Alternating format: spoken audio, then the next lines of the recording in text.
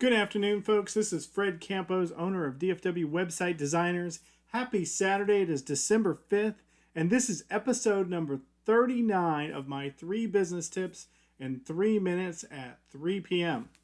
And this week we've been talking a lot about business books that I think are absolutely essential for the small business owner, the solopreneur, the entrepreneur. And today I'm going to talk to you about a book. I mentioned it in episode number 2, but I'm going to give you 3 more points about it, that it's just an awesome book as far as any manager or any small business owner that has a team of employees or a team of virtual assistants or a team of anybody that helped run your business. This is a leadership book that deals with a team, and it's by Jocko Willink and Leif Babin. And these individuals in extreme ownership give you the view of leadership from a Navy SEAL point of view. Now, this is an awesome book. If you're like me, you're not real big on military, but reading from both of these guys, and one guy takes a chapter, the next guy takes a chapter, and they kind of go back and forth, and you get to see leadership done from a military point of view, and it is awesome to say the least. So my 3 tips are, we're going to start with the first tip, and that is tip number 1.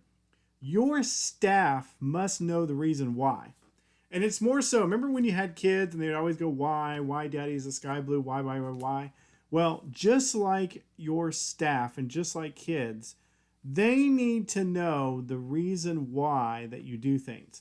More so than just following your leadership. They got to know how it affects the bottom line. Why doing something this way is good for business.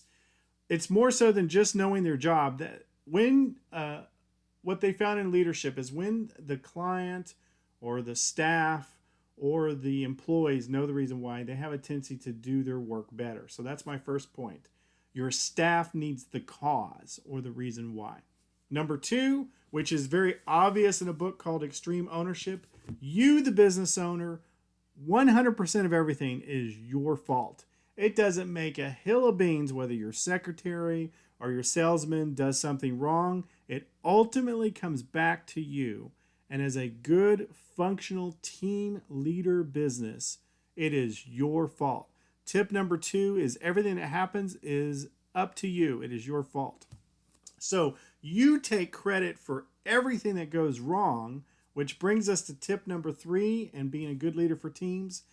When things go right, it's not about you, it's about the team. You want to give all the kudos to your team and your staff. So let's do a quick review. Number 1, remember that your staff needs to know the reason why for the cause. Number 2, it is your fault. And number 3, all successes are team success. So there you go. That's my tip for the day. Have a great weekend. Be awesome. Now go back to sleep.